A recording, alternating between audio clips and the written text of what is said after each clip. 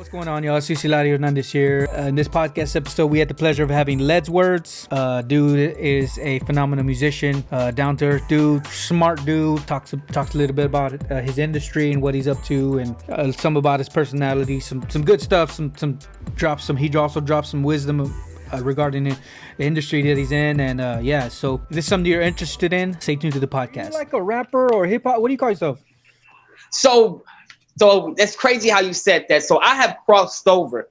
I've been doing this rapping forever. That's what I'm known for. But I crossed over, man. I'm a fucking rock star. Nothing less than that now. You know what I'm saying? I do indie rock music, man, and my own little twist of it. So that's why I think that this is really creating a new persona of who I am, because people really haven't seen this creative side of me. But really, I've been doing music like this. I just never really shared it to the fans because I've been so caught up of just giving them what they wanted. Now I'm confident to give them what I want them to hear. You know what I'm saying? That's cool, bro. That's very interesting. Yeah. So welcome to the show, man. I appreciate you being here. Oh, definitely. Appreciate you having me, man. Real talk. Corpus Christi, stand up. Corpus Christi, bro. Hell yeah. We gotta represent, bro. We got to represent. So you're from the city? Definitely, man. Definitely. Yeah. Lord in the building. Yeah. You know what I'm saying? You already know, man. We here, man. Stand up. You already know, man. That's what's up. Hey, which HEB do you shop at, bro? Come on, you know we on Taunton with this shit, man. You know we on Taunton with this shit, man. You don't need anything from all the way from Ayers to the north, man. This is what we doing right here in the area. Man. That's how you know where somebody from. Be like, what HEB you go to? Yeah, exactly, bro. You a solid one then.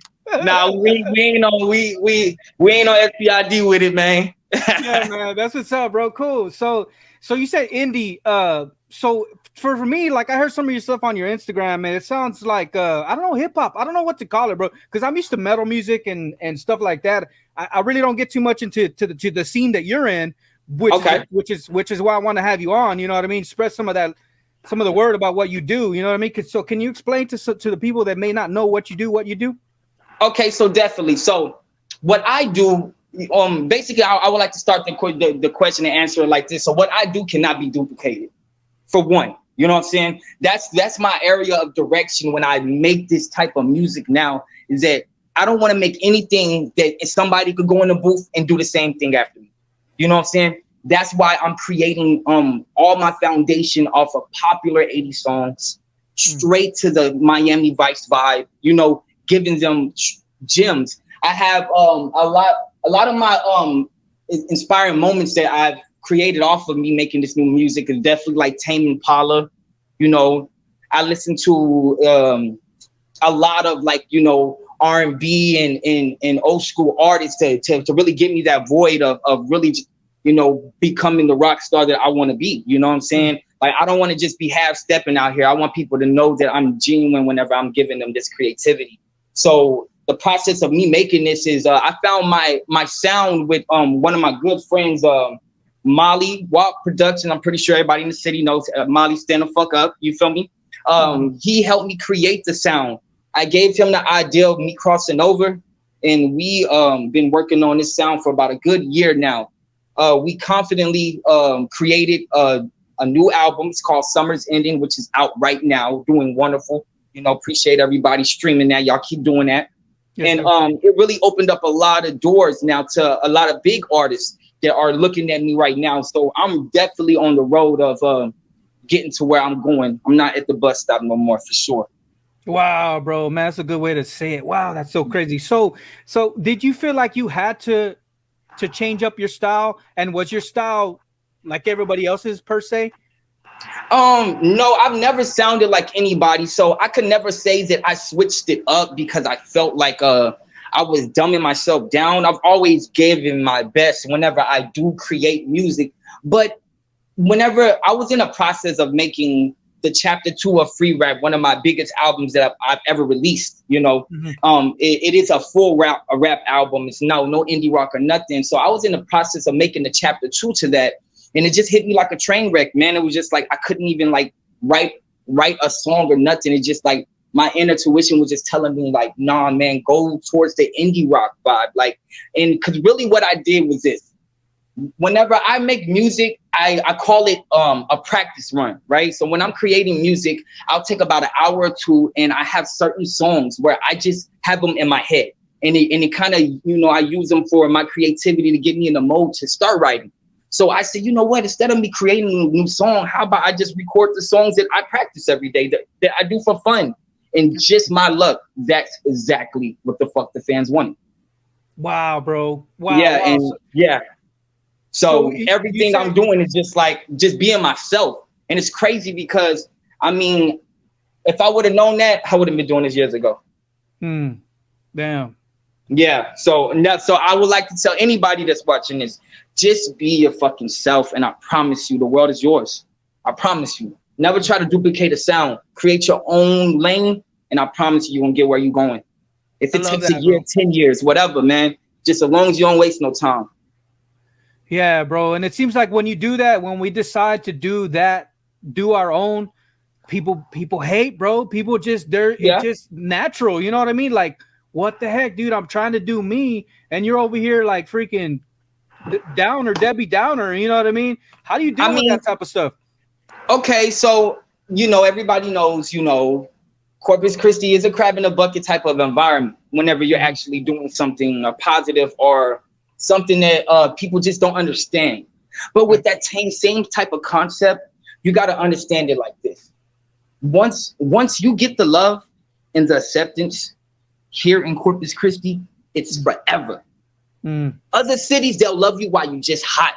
Why you think that a lot of artists that lose their momentum come to Corpus and still get paid a big bag? Washed up rappers that people don't listen to no more. Because once people accept you in Corpus, they will love you forever. You know what I'm saying? You'll be 80 years old and you'll still sell out a show in Corpus. Because that's just how we are here. So I feel like it's not easy to gain that type of, love in Corpus. You got to really earn it out here. You got to really earn that shit. And once you get it, it's yours forever. So I don't look at it like people hating. I look at it like, I ain't doing enough. I just ain't doing enough. So just my luck, I never had to fit in. So I've always had that genuine love from people because I've always been myself. I never wanted to follow people around or do what they did or just, rap about things I'm not doing. People listen to my music and they're vulnerable to the experience because I'm giving them my pain and turning it to passion. I mean, nothing less than that. Yeah, man. When you put passion into your music, into your words, like people feel it, people know it, and people can relate. Definitely, man. That's art right there, man. For sure. So that's definitely, my motivation with how I look at the situation on that question that you asked. I mean, it would be nice to know that all your hard work pays off, but it's just not that easy in Corpus. It's a small city and we all went to school with each other. Our kids go to school with each other. It's kind of hard to accept somebody that you've been knowing your whole life, But once you get there, once it's undeniable, the hate turns to love, and it's gonna be 10 times more. I promise you. The hate's always gonna be there, And really, hate is just a virtue of love. People only hate you because they love you. You know what I'm saying? They really love you. They just don't know how to express it. So they like, fuck it. He probably forgot me. He doesn't remember me. Fuck that nigga. I hate him. Yeah, that's a good way to look at it. That's a real good way to look at it, man. Yeah, I never thought of it like that, man. Yeah, that's just really what it is, Yeah, that's cool, man. So have you always been into art or music, or I mean, how did this all start how did it start from you, like at the very beginning? How'd you get into it? Okay, so basically, I've always been a distinct type of character of being around anybody that was doing music in the city. Ever since I was at a very young age, I've always been the type of person that people love to see in ciphers or, rapping, just that type of person like, yo, it's Letty Lad, it's Led, I'm known for that. But to tell you the truth, I can't even remember the last time that I wasn't into doing what I'm doing right now. Like this always been the road that I've walked since I could remember. It's just that now, like right now, I feel like I am reaching my pinnacle of crossing over to the reality of the dream. Like now it's not just on some like I be rapping or people know me. Now I'm not looking for acceptance anymore. I'm just telling y'all that I'm a fucking rock star. And everybody else believe it. I hope y'all do, because it's gonna really fucking suck whenever reality slaps them in the face. And I don't want to be that type of artist that be on some I told you so. I just want people to understand that I do it for Corpus Christi any and every day. So, you know, at the end of the day, I'm gonna be here regardless. Yeah, for Doing sure, this. man. Yes, man. It's like you have a purpose. There's a purpose behind what you're doing. You know what I mean? Sure. For sure. It's a strong purpose, you know, for all the people that I lost, you know, definitely, you know, a lot of trial and tribulation, traumatic, you know, situations, people that I'll never see again. It really gives me the motivation to not stop and keep this drive of me, you know, giving this passion like I do. So I never want to say I do this myself. Everything is initiated off of what I experienced and the love I receive of doing it. So yeah, I owe it all to the people that love me. Yes, sir. Yeah, people, surroundings, man. That's cool. So, how do you so the I guess the music make not so much music, but I'm interested in like how people get to rhyming, how they get to writing stuff down. You know what I mean? Like, what's your process in doing that? Like, how do you get inspiration to find new words? Or, I mean, you know what I mean? What do you think about whenever I'm talking about that? Okay, so that's so crazy how you said that. So with me, well, anybody that really knows me or I brought to the studio, they call me like the Kanye West of Corpus, like the Quincy Jones, because you know, Ledswards. I'm the type of artist that I would tell artists that if you're really popping in the city, to come to my studio session, you know, and just see me work, or maybe we could create some things. And when they come, they're so flabbergasted about how I'm creating music that it's like their first time experiencing a real artist create something. And instead of me like flexing on them or trying to prove I'm better, I bring them into the creativity, you know. So I've always been that type of artist that like feed off of other people's energy. But for the most part, I don't write shit down. I don't write nothing. I used to, whenever I used to want to be the type of rapper that was like, I had the bars, you know, I wanted to make sure I had the immaculate bars. When I spit, I wanted to make sure that it was some shit nobody heard. But now it's like, I'm literally going in the booth, I'm doing a hook, and I'm just riding the whole goddamn song with Eric. You know what I'm saying? And we're just creating a beautiful ass experience. And the reason why I don't write it is because whenever I make the final product, I want to prove to myself that I didn't force it. That it wasn't premeditated. It was all a feeling, meaning that it can't be duplicated. You know, nobody could go in and be like, I'm gonna make some shit like that. No, you can't, because I ain't even write this shit down. Like, I don't even know how I make it. You know, so that's why I like to do it like that. Definitely. Has it always been like that for you? I mean, had you had to overcome some part of yourself to get to that point, or you know what I'm saying? Because sometimes whenever we get to that point, we feel like this is it. You know what I mean? And then when we try to show people this is it, they don't see the stuff that happened till that point. You know what I'm saying? Yes. It is a frustrating experience to know that that the eyes only want to see the finished product. The beauty is how it was made. So I definitely understand that, but that just kind of comes with the territory of being a creator. They're never going to really, you know, want that side of you until the materialistic things start coming towards you. Now people want to know how you got it. Yeah. Like, how did you know? Now they want to know. Now they want to learn the process of the road you walk. But people only going to want to know that once they see the finished product. And once that happens, you know, it's going to be fucking almost impossible to have a conversation with somebody like that. You know, they're not going to even want to.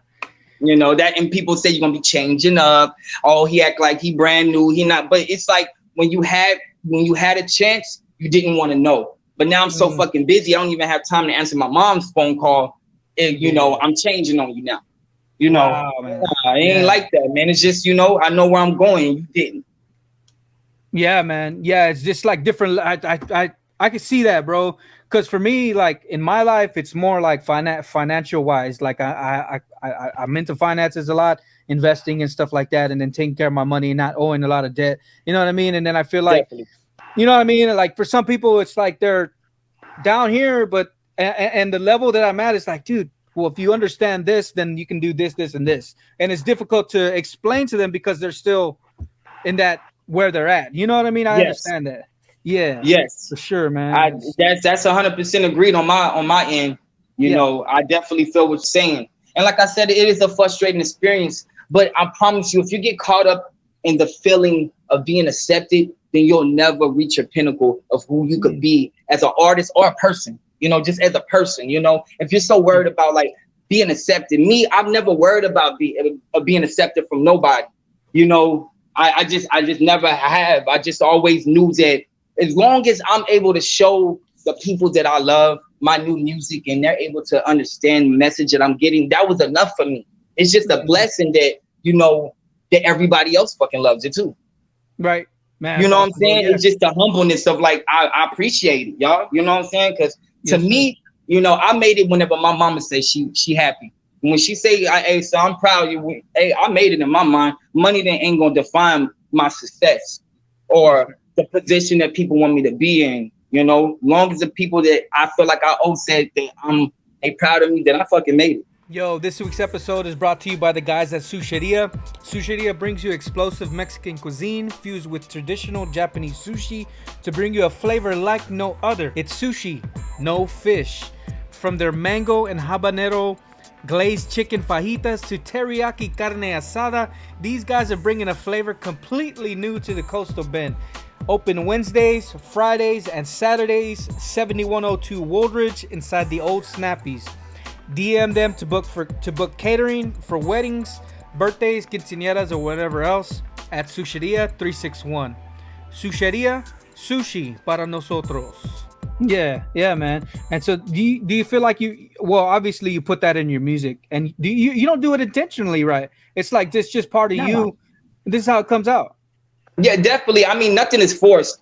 Like I said, I'll never rap about anything that I haven't done or I haven't experienced. So that's why I don't make a lot of irritating ass fabrication stories, about shit that I've never done. That's why all my music is very passionate storytelling. You know what I'm saying? Like, damn, I feel like I'm like watching a movie, hearing your song.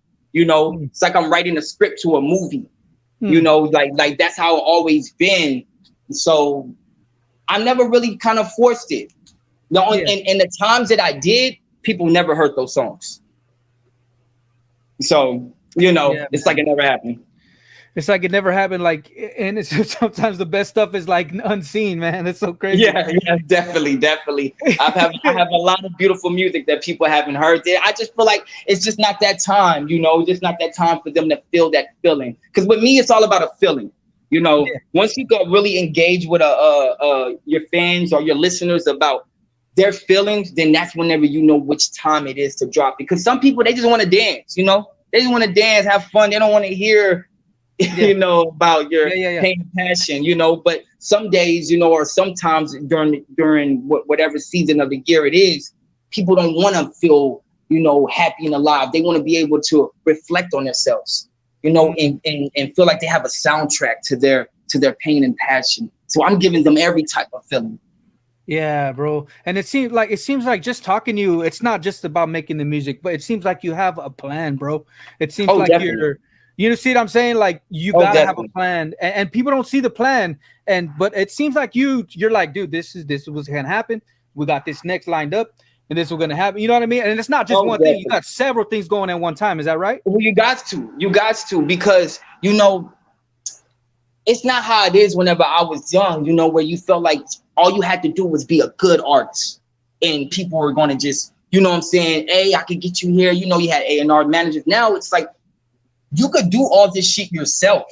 Mm-hmm. All you got to do is just wake up and apply that pressure. Now, me, I feel like I'm not doing enough. I always feel like that, but I know I'm not because, it's just I haven't really got in tune with the type of social media of the whole type of music scene. Mm-hmm. But once I really start engaging in that, then I start to realize that, wow, like this shit could happen overnight.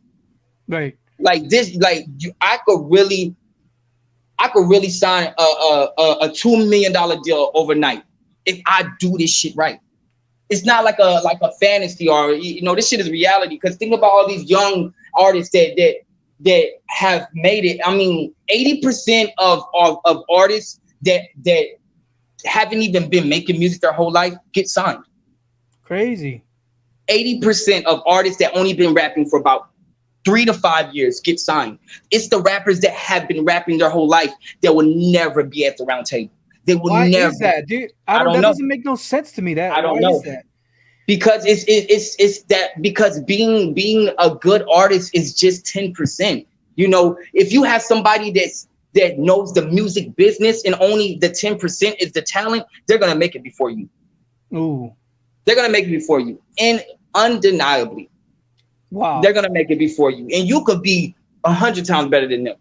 Right. It's just that they understand the business of it. They know how to invest. They know how to put their money in the right places. They know whenever to engage with the right people. They're doing meetings. They're doing lunch meetings. You see them taking trips, meeting people, networking. You're just caught up of just making music. You got 100 songs and you're dropping them on SoundCloud. Wow, bro. Yeah. Type shit. Dude, it's almost like a skill that we need to have. We need business skills, bro. Like in every area, it doesn't have to be just what the area that you're in, but dude, I wish we would have learned this when we were young. You know what I'm saying? Like I wish we would have learned these principles when we were younger. It would just help. For one, like I teach all my nephews and all my sons and anybody that's close to me, my cousin, my nieces, anybody that's around me, I teach them these type of qualities of taking pride of learning what you don't know. Mm-hmm. Because if you just depend on what you feel like you deserve out here, because it was like that with me, like for a long time. Like I just knew that I deserved to be where I wanted, but that wasn't enough. It was like just because I deserve it don't mean it was mine. I gotta claim that shit. Ooh. You know what I'm saying? You gotta work for it. And that's exactly what I've been doing. Like it's not what I feel like I deserve, it's what I feel like I'm gonna go get. So that's awesome, man. That's good. So so what's next? What's happening next for you? Okay, so next we do have I am dropping a new album. I will be dropping it on the 4th of July. It's called Winter's Coming. It's going to be the sequel of Summer's Ending, of the crossover of the indie rock persona that I'm bringing to stamp in concrete the rock star that I'm becoming. Nice. So how do you distribute your or where can people find it? Oh, it's going to be on all digital streaming platforms. You could listen to this on anything that you listen to music on. The only thing it won't be available on is hard copies. Oh, okay. Well, it seems like the industry is that way. Yeah, right. Like who buys a CD and puts it in their CD player? You know? And if you do, you're like fucking 55 and shit. Yeah, it shows you how old I am. I'm not gonna waste my money pressing up 500,000 copies and shit, or 1,000 copies and selling them for 10 a pop. Like, no, I'm not doing shit like that. I'm gonna let these streams run up, and I'm gonna wait for my check to come in. Come on, man. So I was gonna ask you. So how do you get paid through the streams or? How does the income come in? So really, I want to give a gem to anybody that's listening to this week. So therefore, this is what I learned from the people that surround me. There is many ways that you can get paid for your music, and most of them, it's not even going to be your streams. People don't even know that. People that do know it, that's why you see them going crazy on the gram and shit. Man, you can get paid for doing reels. You know that, right? You know that if you drop, that Instagram will pay you for doing reels if you reach a certain pinnacle of people that's looking at them. So you could drop a song, do a couple of reels on there, and get paid like your music is streaming just for doing videos for Instagram. That has nothing to do with your music. Then you're on a third party management, meaning United Masters or DistroKid, something like that, right? That's giving you 100% royalties of your music. So therefore, whenever you're dropping it on all these digital sites, Deezer, fucking Apple Music, all that, each one of these are paying you individually for the stream that you got. Now, some people, they only engage of only promoting their music on Spotify or only promoting their music on Apple Music. So they're only getting one algorithm of a payment on whenever it comes to how their music's being streamed. But if they had the creativity to have the same drive of dropping it on each site and promoting themselves like that, then it'll be like getting paid from 10 different people the same check. So say if you only got paid $100 from your streaming, right? Say if you are $200 from your streaming, but if you applied that pressure on each digital platform, then it'll be like 10 or 15 people paying you $200-$300 for streaming. You know what I'm saying? So there's ways to jump the stream. It's just that you just got to be consistent. Visuals is a very big play of it. I'm not gonna lie. Getting a cameraman on your team is like having a manager. It's necessary. It's like it's no other way around it. Crazy. So how do shows come into play with that with the income stream, or I mean, where do shows come into play, or how do you? I mean, what do you think? So when it comes to shows, it gets indecisive about how much are you willing to do when it comes to your opportunity of it. Because a lot of people, they don't want to do anything free. Nobody wants to go to a show and give out their beautiful talent for free. Now you have to understand the meaning of free though. Whenever you're doing something, does free mean that you only want money, or you're doing something for opportunity? You know, so if you're doing a show for somebody to create an opportunity to expand you, to get a show that pay you $5 or $10 grand, then that wasn't doing a show for free. That was doing a show for opportunity. You know, but people don't think like that. They like, nah, I'm not showing up unless you pay me. So therefore, you didn't do that show to get you the opportunity to land you the bag. Oh, come on. You know what I'm saying? So it's more of like a marketing tactic. Like, you gotta be humble. Got to be humble with this shit. You know, if you just thinking about the money, then when it come, then that's all you're gonna get. And if that's cool, then that's cool. But I ain't doing this shit just for no money. This shit is forever. Right. This shit is forever. You know what I'm saying? The money, everything else that comes with it. You know what I'm saying? But whenever I go, I want to make sure I left something here, a sense of a legacy, something that my kids could come back to and listen to, or people after about 10, 20 years, they could come back and listen to my music. You know, I don't want to be the person that just ran up a bag and just motherfucking, you know, just, nah, man, it's more to life than that, man. I really feel that I want to embrace the fact of being, you know, a real superstar with this shit, man. A real, like Corpus Christi's own rock star. That's what I'm becoming. We never had our own rock star. Right. Maybe a country tejano, even a rapper, but never a rock star. A black rock star with dreads from the fucking body. Oh, come on, man. Stop Stop playing with me, man. Oh, yeah, bro. Man. I mean, like, all I need is the yes, and I'm gonna give it to y'all. All I need is the thing to be like, yes, Ledswards our rock star. Okay, it's up. Book me at the show. I'm giving it all to them. You know, for real, man. I need to be a Concrete Street Amphitheater. You know what I'm saying? Good, you know, I need 20,000 people. You know, like, come on, let's go. Let's do it. Yeah, man. That's awesome, bro. Damn, that's good. It's good to meet you, man. You too, man. Likewise, man. Likewise, man. Yeah, I was trying to research. I was like, man, I don't have enough time. I see. I was just looking at your Instagram and stuff, and you got some Corpus Christi bracket. Are you still doing that? What is it, battle rap or something? No, it was more of like I didn't really engage in that so much. I'm not really in the competition thing. I'm not one of those type of artists, but I did understand the mission, and I did wanted to show my support with what they were trying to shine the light on the city. So I did, you know, show my love with that. But yeah, I'm not a competition artist. I do my thing. That's it. Yeah, that's awesome, man. Yeah, is there anything else you want to share? Yes, y'all keep streaming. Summer's ending. I appreciate everybody that's been showing love. I appreciate you having me on the podcast for sure. You know what I'm saying? I want to give a shout out to the whole Corpus Christi, especially D Green Films, Murph Cam, you know, the whole Lord Green Camp. You know what I'm saying? 2338, Gems. Everybody, man, it's really just going crazy in the city, man. I see y'all and I love it. You know what I'm saying? And I really just appreciate just being the artist that I could be, man. And I'll never forget it. Yes, sir, man. That's some good shout out, dude. I appreciate you. And I'll leave links in the description for anything you want to put in there so you guys can find it. Okay. So, man, I appreciate you coming on, bro. If anything else, just hit us up, man. Hey, if you know anybody else, and anybody's listening, if you guys are in the same industry or whatever, hit me up. You guys can get on the podcast. Yeah, we need to get D Green Films on here and Murph Cam. They need to be next. Definitely. Dude, sure, if you guys are listening, you guys need to hit me up so we can get you on. I'm pretty sure they're listening right now. Y'all need to be on the podcast next. So we can keep it. Yeah, definitely. I know they're listening. Yeah. Yeah, man, that's awesome. Hey, that's one thing about Corpus, that everybody looking. You might not have a lot of likes, but they seen it. Trust me. They seen it. You know what I'm saying? Yeah, for sure, bro. Yeah.